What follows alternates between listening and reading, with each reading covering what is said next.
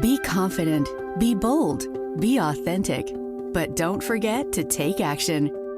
This is Ordinary to Badass, where our stories empower women to step into the spotlight of their own lives and pursue what they're truly passionate about. It's time to step into the arena and become more than just extraordinary.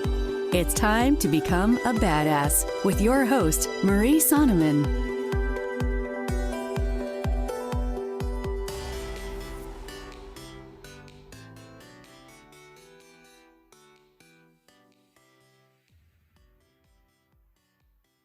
Welcome to Ordinary to Badass, episode number 155. In this episode, you're going to hear from Lawrie Wallace. She is an intuitive healer and transformation coach who helps women connect with their inner guidance so they can tap into their power and create a life of their dreams. She is a host of the She's a host of the Badass Lady Club podcast that's dedicated to celebrating how badass it is to heal what hurts so you can claim your next level. Oh yeah, all things badass. You know I love it. So you'll hear from Lawrie here in a second. But first, I gotta ask you, have you left a rating and a review on iTunes yet? I would be so grateful if you love this podcast, if you headed on over to iTunes and left a 5-star rating and review. Every single review absolutely counts, and it means the world to me. That way, other badasses like you and me can find this podcast. So take a screenshot of it. If you leave a review, I would be so honored if you took a screenshot and send it to me on Instagram at Ordinary to Badass so that I can say thank you, because I know that you're busy. All right, let's get to the episode.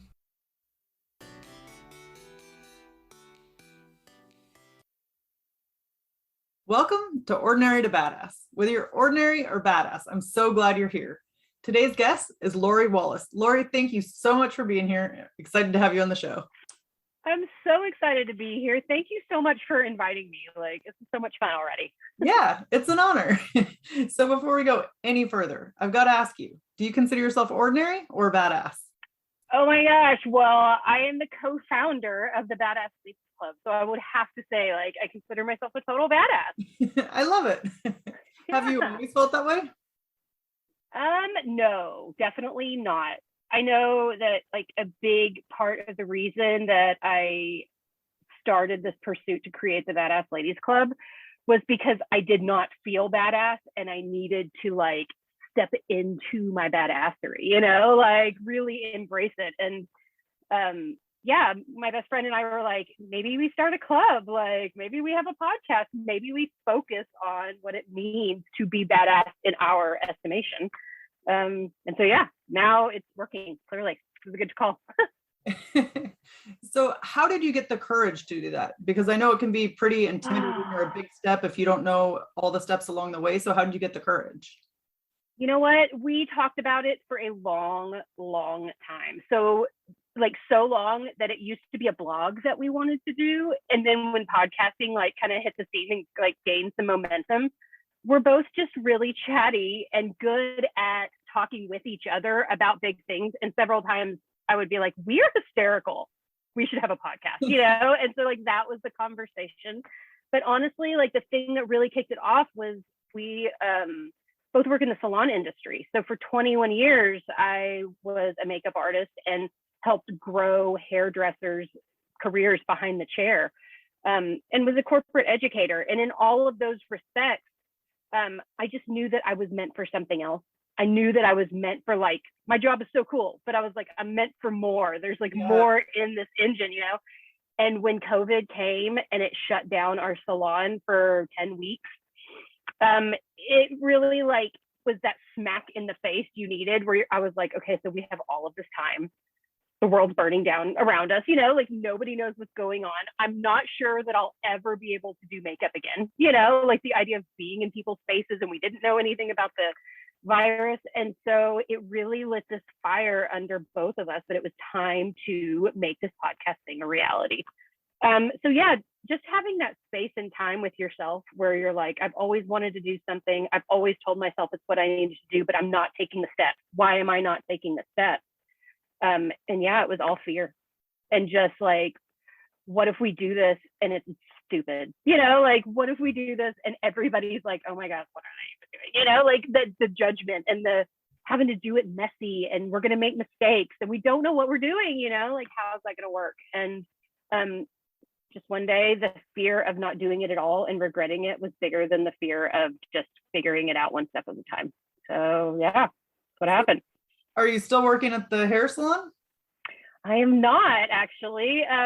It's funny because I had this big goal always of being able to start a business that revolved around what I felt like I was really good at, which was coaching people and helping people see in themselves what I saw in them.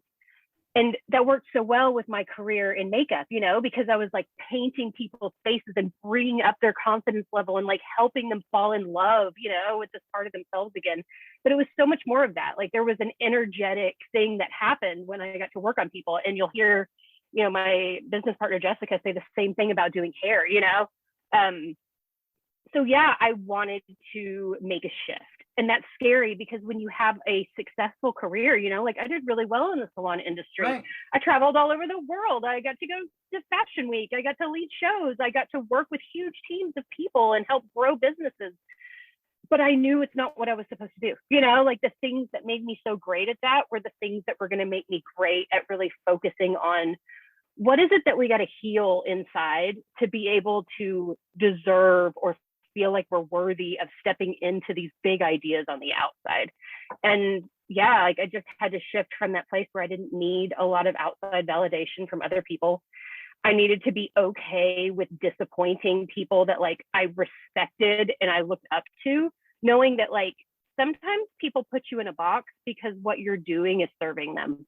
Yeah. And when you follow your own path, you're serving yourself. And that is really difficult because as humans, like we want to keep the people that are helping us close, And I really had to like decide at one point, it was really about what was best for Lawrie. And I needed to quit worrying about what was best for all of these other people in my orbit, that they were going to be able to take care of themselves. And the best thing for them was for me to do what was good for me. And that is terrifying for a recovering people pleaser and fixer like I am, like I love being the one that, I made myself invaluable to people around me. So they loved me, so they would need me. And then that also kept me really small. And so, yeah, like really understanding what my motivation is. And am I doing things to be liked or to be needed or to be valuable to other people? Or am I doing things because it like sets my soul on fire and it's what I know I need to be doing? And those are two very different motivations that will get you to very different places. Yes, there's so much power, so much stuff. I loved what you just said. Thank you. Yeah. And it was so interesting how you said like it kept me small, but also it's interesting because it's easy to put it on other people, but we also have our own role in it. And we might not realize it. We just think we're like people pleasing or we're keeping everybody happy, but it really could come at your own, I don't want to say demise. That sounds a little bit dark, but. Well, demise totally, but also like I'm always quick to point out, it's not like going that direction didn't get me lots of wonderful things, but I just needed all of those things to validate who I was. And when I didn't need that anymore and I could validate myself and I could like inspire myself and tell myself like, yeah, you can do this. Of course it's crazy. No, it doesn't make logical sense. Who cares? Like you're the one that gets to decide what makes sense and what's possible and what you're capable of. And that is something that for where I'm at anyway, like I'm 43 years old. I was not brought up in that time where like, yeah, you could do anything, but only if it meant like you went to a college, you got a degree, you got a steady job, you have a retirement account, you have all these things, like doing things the right way or the safe way is the way I was taught. But that was a very long time ago. And the world is different now, and learning how to roll with things that are changing and different is what's afforded me every amazing opportunity that I've had up to this point. And so I'm real grateful for these times where, like playing small isn't always the track to doom like that, like sometimes you're just doing the best that you can. And, talking about survival mode, like all humans were like operating out of this parasympathetic, like survival mode over the last couple of years that I know I can feel such a shift in myself between like, now I'm not just trying to survive. Now I'm like in the flow with what it means to thrive. And that is, like I said, because it comes from a totally different place, you get totally different results. So one's good, but the other is so much better for sure. That's so good. And I imagine that so much confidence probably came from, kind of taking back your own voice and doing what you wanted to do as opposed to what everybody else wanted you to do. Yes, because, and that's the other part is like, sometimes I think when you think about like what everybody else wants you to do, that kind of gets a bad rap where people are like, oh, that's so mean. They're like limiting you or whatever. Most of the, what everybody else wanted me to do, they were just coming from their own fear and insecurity, like it was not because they didn't love me. It was because they loved me and were trying to keep me safe, like, or they didn't want to see me get in over my head, or they didn't want me to be disappointed if I reached too high and didn't achieve it, like, and as much as I appreciate and love that and think that it's beautiful, I got me. Like, don't you worry. Like, I got me. And so much of this, like, stepping into your badass mentality is that, like you go back to the like insecure Lawrie, like the Lawrie that usually is a lot younger. I know mine is like between about 11 and 15 years old, like that Lawrie. And I just go to her and I'm like, girl, I've got you. Like things are about to get so amazing. And I know that you're scared. And I know that this feels really unfamiliar and that you want to be the cool kid and that you want everybody to like your decisions and what you're doing. But don't worry, like I got this. And encouraging those parts of myself that feel so insecure, or that, it happens all the time. Like I'll put something out on social media or I'll like send a bunch of offers out to people in my text messages, or I'll email a bunch of people what I have available. And I'll be so excited about it and I'll put it all out. And then after it's gone, I'm like, oh my God, what did I just do? Like, it's so, and I have that like immediate response of like, oh, what? And that's just that girl, like it never goes away.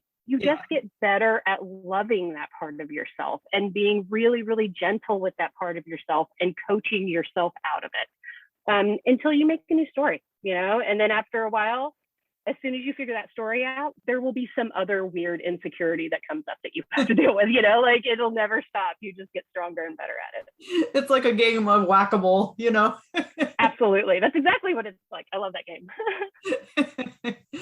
So I know we've already heard a little bit. Will you tell us a little bit about yourself and about the Badass Ladies Club? Yes.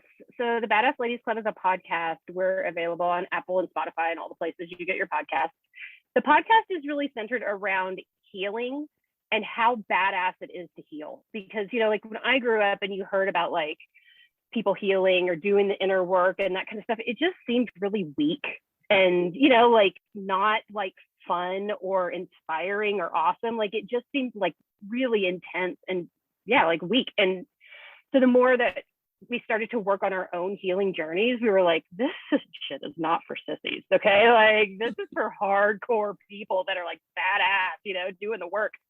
And so, we created the Badass Ladies Club around that. I am an intuitive healer and coach. So I work with people in different energy centers to help remove these like energetic and traumatic blocks in your system to help you move forward. And all of these healing sessions that I do one-to-one, I do on Zoom. So it's really cool because, like a lot of times when we think about working on our own internal stuff or working on healing old wounds, we have to invest all this money going through a program or going somewhere and being with somebody and doing all that internal work. But I love empowering women to remember who the F you are, and yes. Get you really in touch with your inner voice and your inner guidance and learning how to hear that and then learning how to act from that place. And that all of that work, you don't really need anybody else involved, like once I can get you connected to that inner guidance and you hear it and you feel it and you know how to get to it yourself, you don't need me or anybody anymore, like you've got the tools. And so I love doing the one-to-one intuitive healing because it made all the difference for me, like, and I tend to be one of those people that like acts really fast once I get my head wrapped around something. But it was like a light switch came on once I reconnected to my guidance, and amazing how many years I had been functioning without it there, you know, like just pushing it away and being like, no, it's not convenient now, or no, we have these things to do, you know, like my ego was definitely driving the train, you know? And so, yeah, I just know that that is the secret to doing that. So this idea of like working in intuitive healing, having the podcast available for people that are wanting to learn more about some of these modalities. And then we also host healing retreats all over the world. So we're going to do a Costa Rica healing retreat that's 5 nights, 6 days, where we're going to focus on things like breath work and daily yoga. There's going to be lots of one-to-one intuitive healing sessions. And then just really like connecting to nature is such a soothing part of hearing your own inner guidance. And so the whole idea around Badass Ladies Club and what we're doing is that we want to have free offerings like the podcast. Okay. Like everybody is entitled to healing no matter what you have to invest. If you want to come to like a workshop with us, and we've got a lot of local workshops in the Dallas-Fort Worth area where we live that are a little bit more money. If you want to do one-to-one healing sessions virtually, you can do that with myself or with Jessica, you know, like that's a little bit of money. If you want to drop and throw down and you're ready to commit to the universe that your healing's a priority and you've got the time and space for it, then you can come to Costa Rica with us and we'll do it for a week, you know, like where we customize the whole experience for you. So there's all these levels of ways that you can participate in growing your own healing, because that's how both of us did it. You know, like we started listening to free podcasts and YouTube channels and just inundating ourselves with all the content we could that was going to help us get to the next level until we were able to incrementally start to invest. The money's one thing, you know, like I know for me, I was really cheap. I'm not like that anymore. But the idea of investing money just in myself seemed really selfish and wrong. And there were other priorities, or I needed to do this first, or I needed to do that first. But deciding to invest thousands of dollars in coaches and courses for myself was like this line in the sand where I was like, if that's not the best investment ever, I don't know what is. Like if it makes me better and I can do more things and achieve greater things, the money is 100% worth it. But for other people, sometimes it's the time. You know, like, do I have the time to focus on myself 1 hour a week for the next 6 weeks? Do I have the time to take 6 days off and go on a trip, you know, and be away from my work and my family and all these things? Like sometimes you have to make time to focus on what you need and like reconnecting to what you need.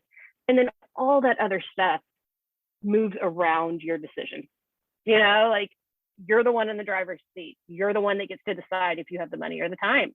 The universe will adjust, you know, like around your decisions. So we want to empower that on lots of different levels.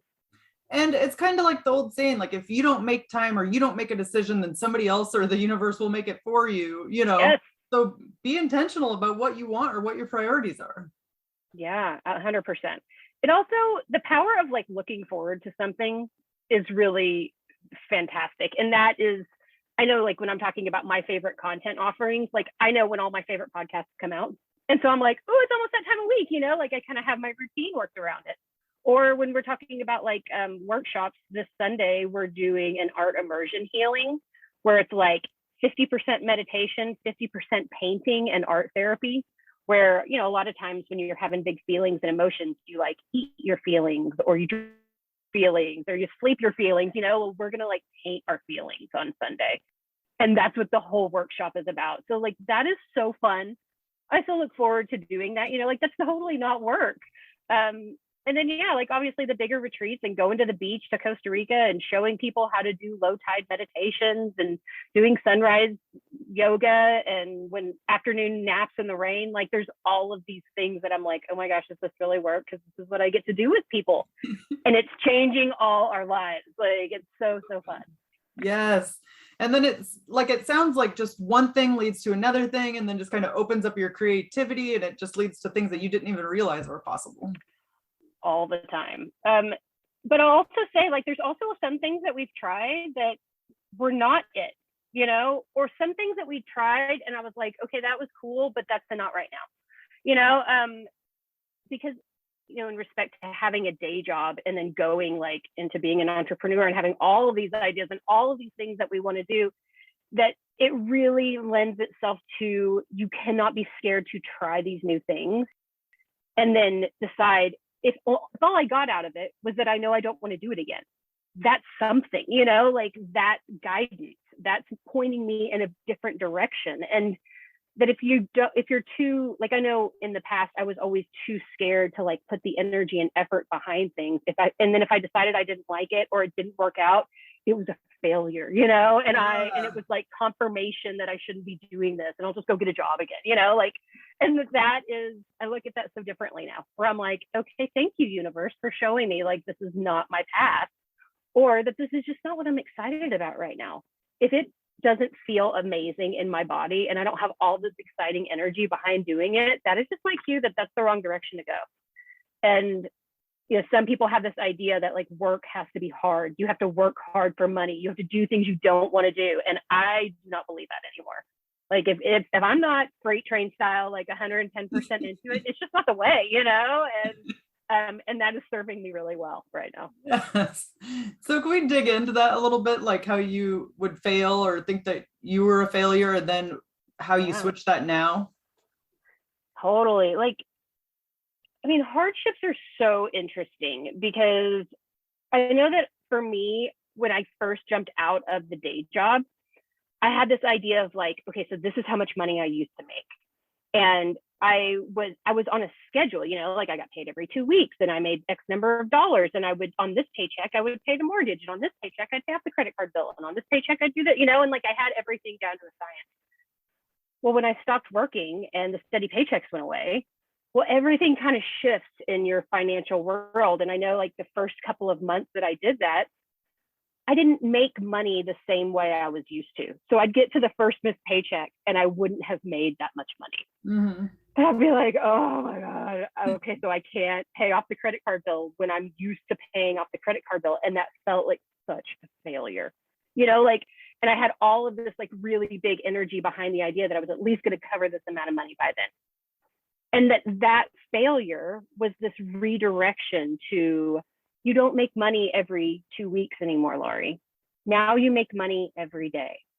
It may not be as much money as you may, you know, like in one verse before, and the credit card bill isn't really due for another 2 weeks, you know? And so like, it was this whole idea of like stretching my perspective a little bit on what it means to earn what you need by the time that you need it, and to have this infinite trust that I was called to move this direction. The universe would not have led me in this direction if what it meant was for me to fail financially. Right. So I have to fall into this trust and this groove that when things aren't working and I'm trying to force it, that just means I need to get out of whatever energetic flow I'm in. It's time to go for a walk. It's time to take a nap. You know, like it's time to get something to eat, or to drink 10 ounces of water, or to do something else that's going to help me move into my flow. Sometimes it's like I need to go get in the shower, you know, and just like water right over me kind of thing. Like, and listening to these cues of how do I feel right now in my body, and when that panic happens, thinking about the things that are going to help me redirect and feel good.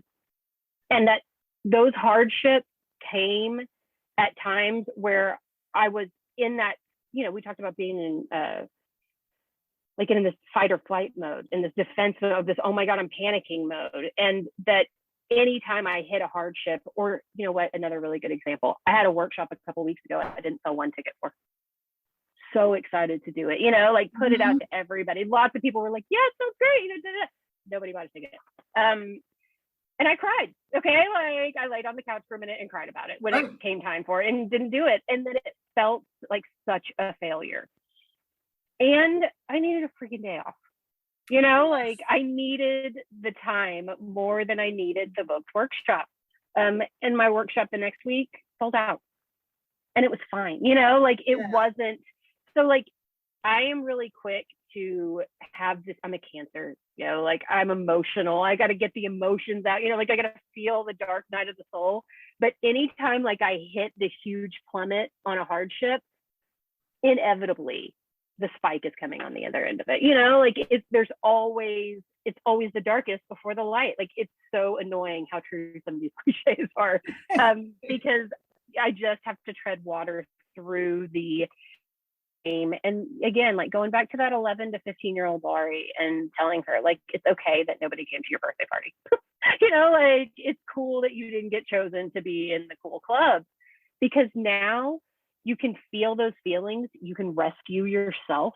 You can validate yourself. And you're the co-founder of the freaking Badass Ladies Club. Like, get up and go on. And it's just a constant ebb and flow through the dark time, and then holding on because you know that the light's on the other side. And I think that there's so much power in that. And there's so much power in like looking at your thoughts and reflecting on them. You don't even have to judge them. You don't have to do anything, but just knowing that they're there and just seeing them. And I'm going to tell you, I am only recently like getting better at this, but I'm not great by any means. But I'm like, wow, that feels good. You know, like it just, at least just not to get so wrapped up, because our mind can be drama sometimes. All the time. Like, Yes. It's just the way that we're Not kidding. wired. Yeah, we've been conditioned to believe this.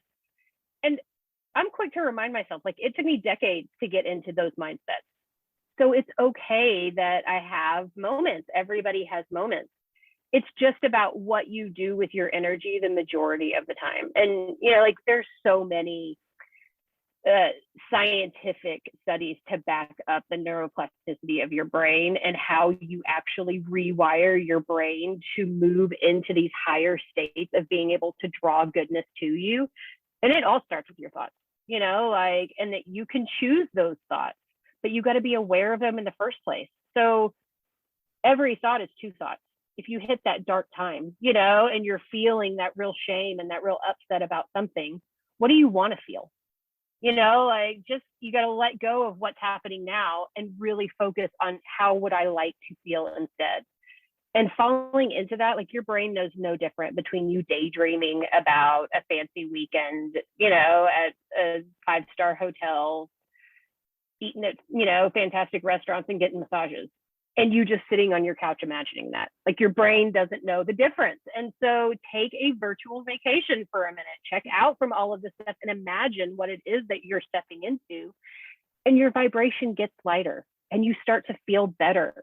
And now you're more in the flow of bringing these things to you. Whereas when I was crying on the couch, you know, like touting about nobody signing up for my workshop, I was not on my path. I was not in the flow. I was only inviting more upset and more shame, you know, like, to come to me. And that's just a practice method, you know, like, when things feel like shit, you got to be like, okay, this is not the direction I'm trying to go. Where am I trying to go right now? Yes, totally. So good. So earlier you talked a little bit about your inner voice.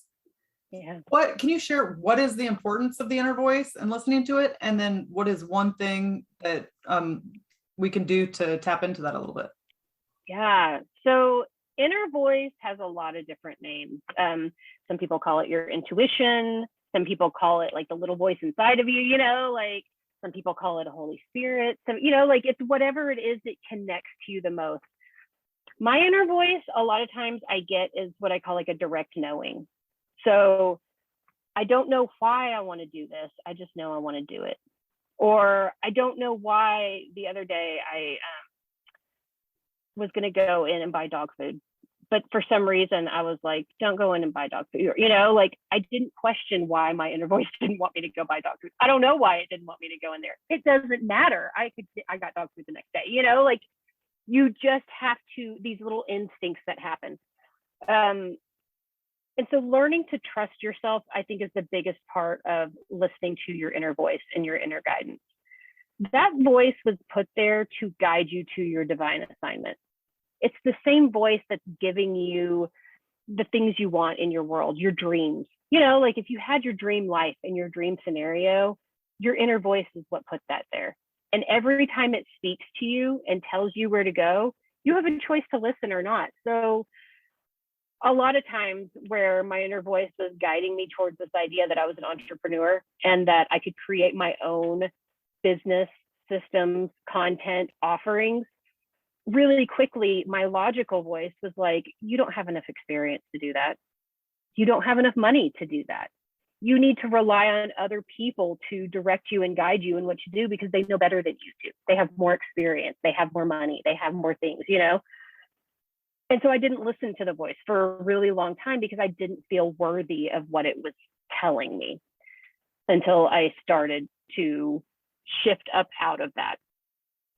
And the ways that I shifted up out of that was that I had guides. had people in my life that were willing to hold my hand and remind me who I was, and remind me that I wouldn't have the desire if it wasn't something I was supposed to see actually come to fruition.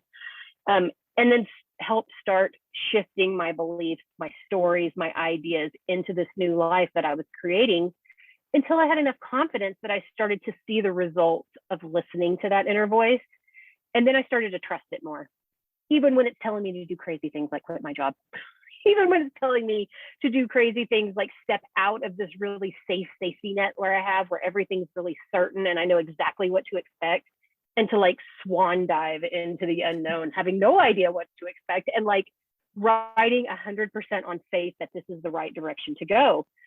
And the more that I leave room open for unlimited possibilities, the more I am shown how unlimited my possibilities are, you know? And I was just so sure that I couldn't do it because this other way existed. And I got to change my mind about that. And all of it is by listening to this inner guidance and this inner voice.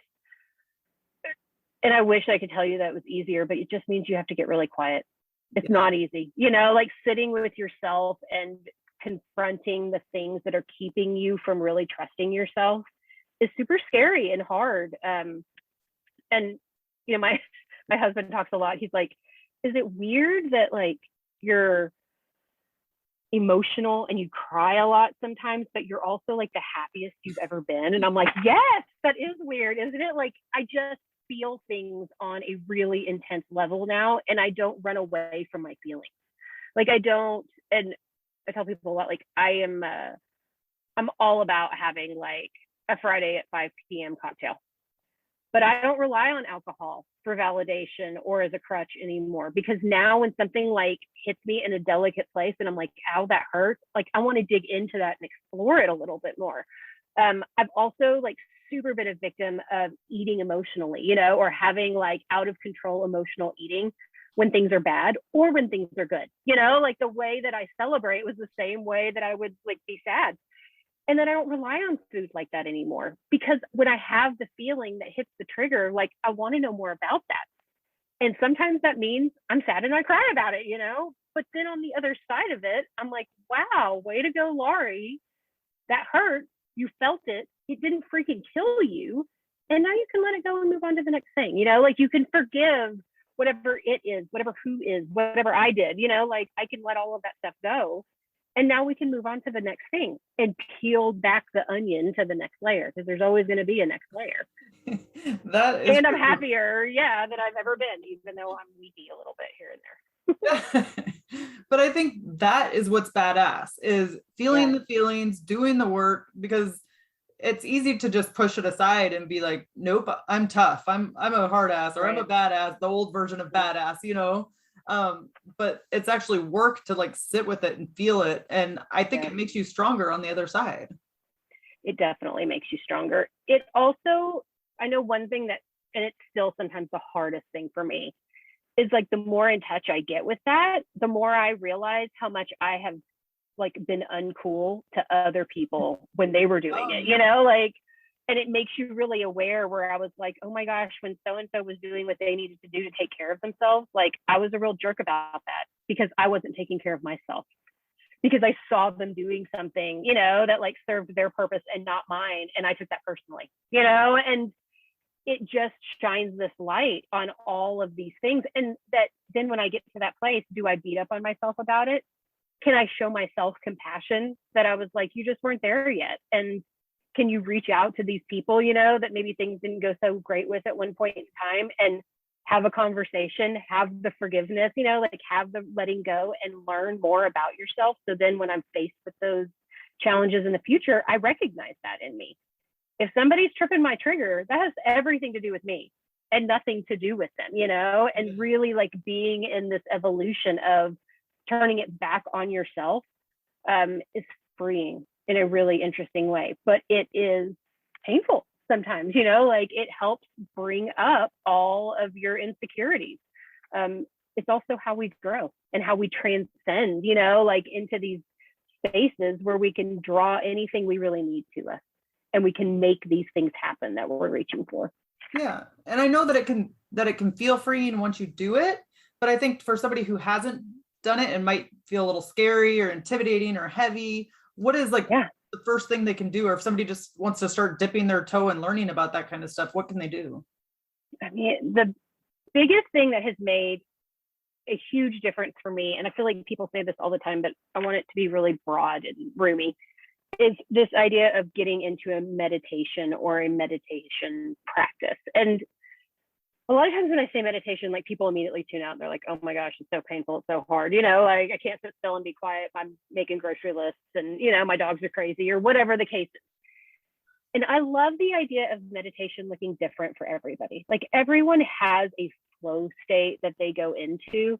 So, for example, like my husband is not like a sit quiet and, you know, listen to Bell style meditator like I am, but he will go on a bike ride because riding his bike is his form of meditation. You know, like he goes into a state in the flow, his brain gets turned off and he's fully present in every moment.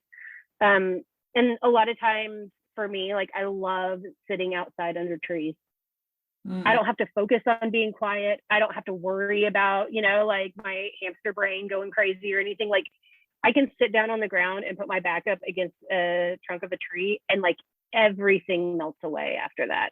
And I can really just like breathe deeply and be present in this moment. And whatever that means to you, like figure out what your flow of meditation is and do that as often as you can. And being quiet and silent and present is the key to getting through some of these bigger concepts like what's my trauma and why am I overreacting to people about stuff, you know, like that's too meta, you know, bringing it back down to like, can I just get silent with myself and say, why am I upset?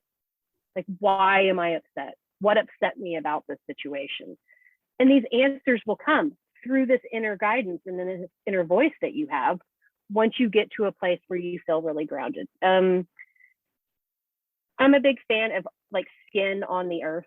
Like if you've never done this before, grass is really one of my favorite things. I like sand a lot too, if you're anywhere near like an ocean or a beach. But if you can get your bare feet on the earth and get really quiet, if you're like sun, get somewhere where like the sun is on your face. If you don't like sun, get to a really shady spot and just feel like you'll feel the gravitational pull of the earth.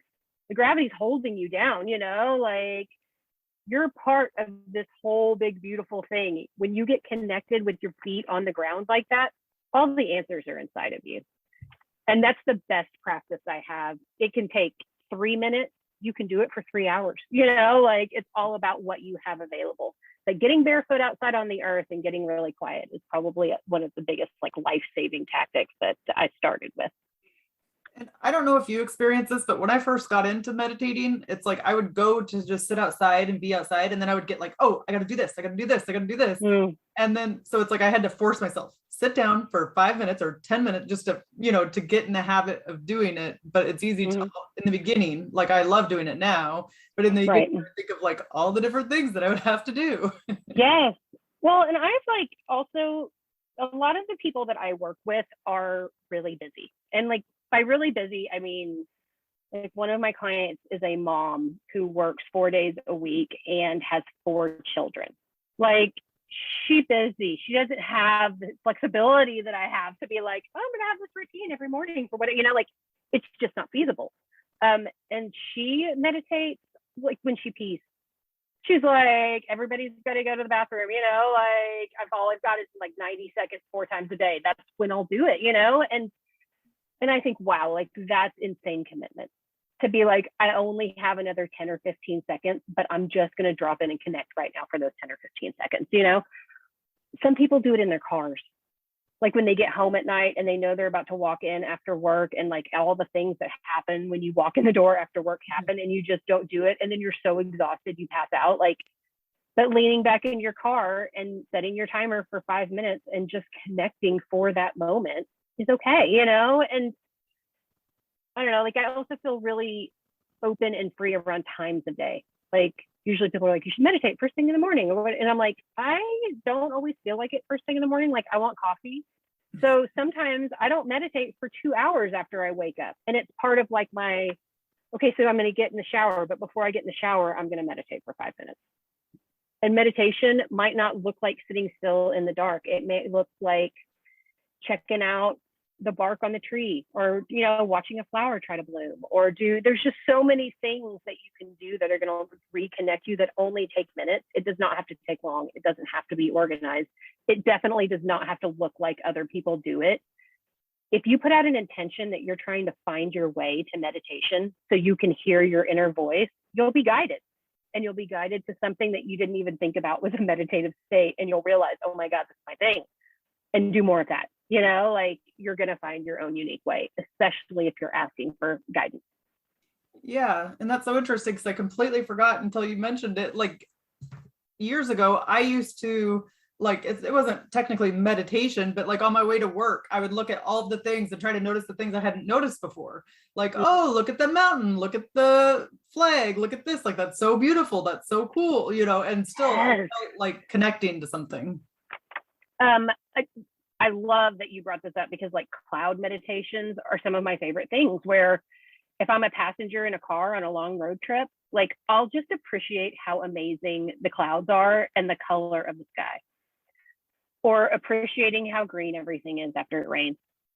Like, I've been really big on this kick of like, I can go to the grocery store and buy whatever I want.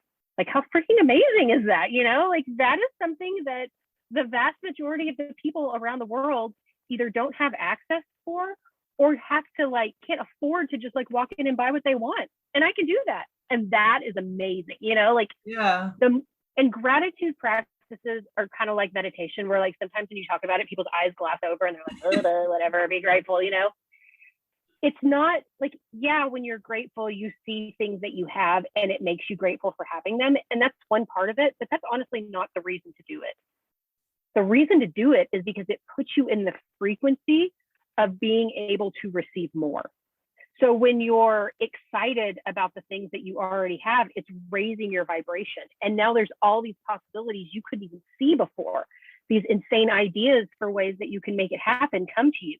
The people that you need to help you pull it off show up in your path. Like, being in that flow of recognizing the beautiful, amazing things that you have all around you already puts you in that frequency. And so if you're doing it from 100% selfish reasons, do it for that reason, you know, like, because you cannot get there unless you're noticing what it is that you already have that's fantastic and amazing. And none of that costs $1. And you can appreciate all of those things with $0 in your bank account, in foreclosure, with your car repossessed. You can still do that, you know, like, and so you just got to decide, like, what kind of energy am I playing with right now? Yes, and I only recently heard about something like that, like how much opportunities we're passing up on or we're missing. And I know that I have done it, you know, like, you're just in your own head, in your own way, and you miss all of these things that are literally right in front of your eyes. Totally. Well, and if you think about, like, energy is a really interesting thing. Like, energy is absolutely everything. And there is no difference between earning $5 and earning $500,000. Where are you vibrating? You know, like, people that turn nothing into hundreds of thousands and millions of dollars have a really high frequency and vibration. And if they don't, they lose that money as fast as they get it, because they don't feel worthy of it. They don't trust themselves with it. They're worried it's going to go away. You know, like, you have to vibrate in this place of true knowing that this is your divine assignment. And of course, you're supposed to have everything you desire. And you wouldn't have the desire if it wasn't your divine assignment in the first place. And these thoughts and feelings feed each other until you shift up. And it's so amazing how it is like turning on a light switch. Like, before, you were just fumbling around in the dark, but now you can see exactly where to go to get the things that you want. They come to you because they must. It's like a universal law, like anything else. Yeah, and I just think it's a form of self-love, really. It's taking care of yourself, healing yourself, doing the things, you know, to really get in touch with your voice. 100%. It's also a journey, you know, like, I'm a lot better at it now than I was a year ago. And I can look at things, hardships, or things that didn't work out the way I've wanted them to over the last year. And now, from a distance, I can see where my vibration wasn't on point to get to some of these places I wanted to go. But that doesn't mean I quit working on my vibration. that means that I go further all in, because I can see the incremental differences that it's making. So yeah, like you got to trust yourself, and you got to be willing to continue to do the work. And as you peel back the layers, the work gets more intense, but so do the rewards. Yeah. Like so does the result of the work that you're doing. And I think it's so interesting because as kids, we expect kids, or as a kid, we all were like, ride a bike, do it scared, you're good, you're gonna power through it. And then like as adults, we don't think we should have any trials or tribulations. We just think it should all be easy. Right. Well, and it was kind of like I was talking about before with the job that I did prior. Like I was really good at that job, and I was well respected in that job, and I had a huge network with it, and things were, like, so it's not like I was coming out of this really dark, terrible, bad place. And it was okay for me to ask for more. And in old school thinking, everybody was like, but you have a steady paycheck and you do well, and you guys go on vacations and you have a house, and you have, like, what are you thinking? You want more? Like, just be happy with what you have. You have so much, And they were right. I had so much. And it's okay for me to want more. And it's okay for me to want it to feel amazing 100% of the time. And it's okay for me to reach for that ideal. But I had to be willing to step up and into that level and then start to do the work. So I believed it. And so I had the worthiness and I had the self-worth to become that person. And that is not easy, when all you've been taught is you should sit down and be quiet and be grateful for what you have and don't reach for anything higher. And especially as women, like so often, I know I had a lot of work to do to get through this like good girl, bad girl complex, where if the good girls are polite and they take what's given to them and they're thankful for it, and they don't ask questions and they don't challenge authority, and they don't do in like everything about what I've been doing is having to break down this idea that makes me hard to work with, that makes me egotistical, that makes me a difficult woman or crazy, or she talks too much or whatever, and none of those things are my truth. Like I get to decide what those things are, and I got to let go of all of these ideas that I've been indoctrinated to. It's not anybody's fault, like it's just part of the hardship that I've got to overcome, and reprogram my thinking and reprogram my ideas of what's possible. Yes. I would even say it's not anybody's fault. However, it's up to all of us to like raise the bar, to raise the level, or if we want things to change for females, for women, like let's be the change. Let's start doing it. 100%. And I will totally shout out that a big part of my transformation in the recent years has been because I read Untamed by Glennon Doyle. And I was like, oh my God, like she's amazing. And she's right. Like, what am I doing with my life right now? And so it was by watching other women step into their greatness and tell their stories. And then, I got to this point where I was like, I need teachers. I need people who are going to show me the way and help teach me the tools that I need to get where I want to go. And then before I knew it, teachers started to appear in my life, and they just like fell into my lap, and they were offering courses and classes to learn the things that I wanted to learn how to do.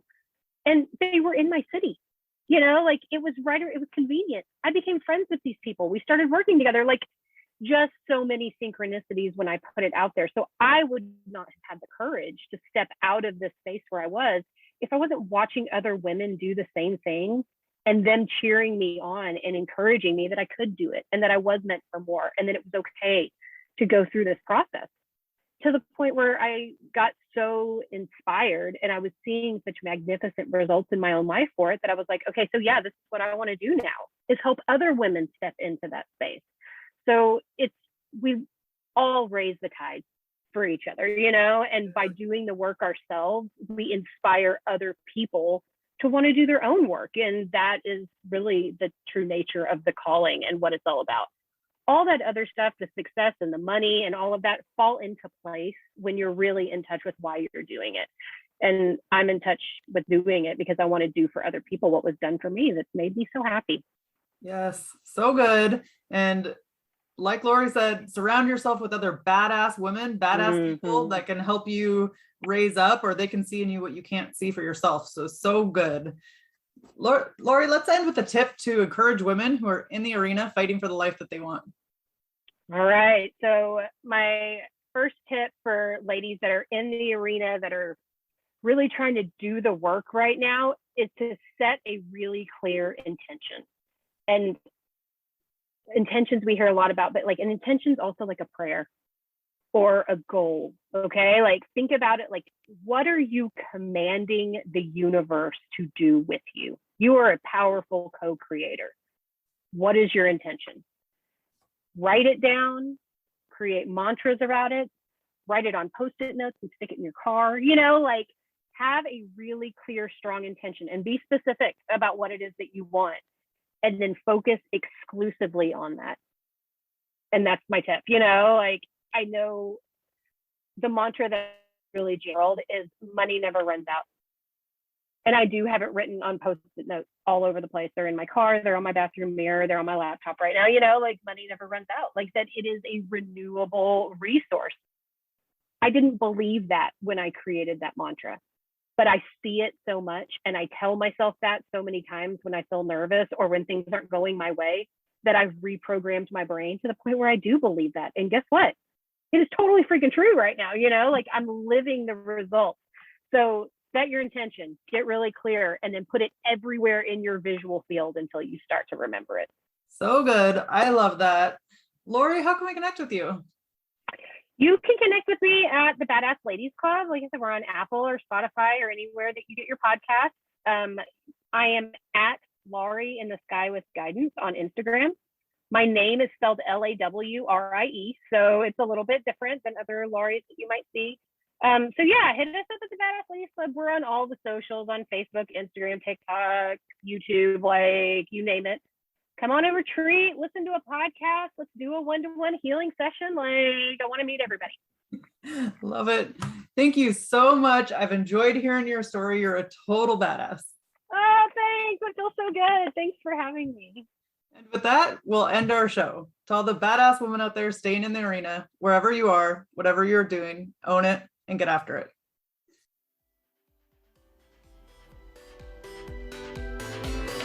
Now that you've listened to this episode of Ordinary to Badass, we want to hear from you.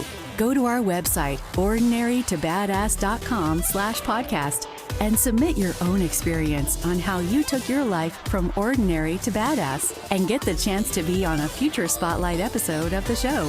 That's ordinarytobadass.com/podcast. While you're waiting for the next episode of the show, wipe off the sweat, dust off the dirt, and get back in the arena.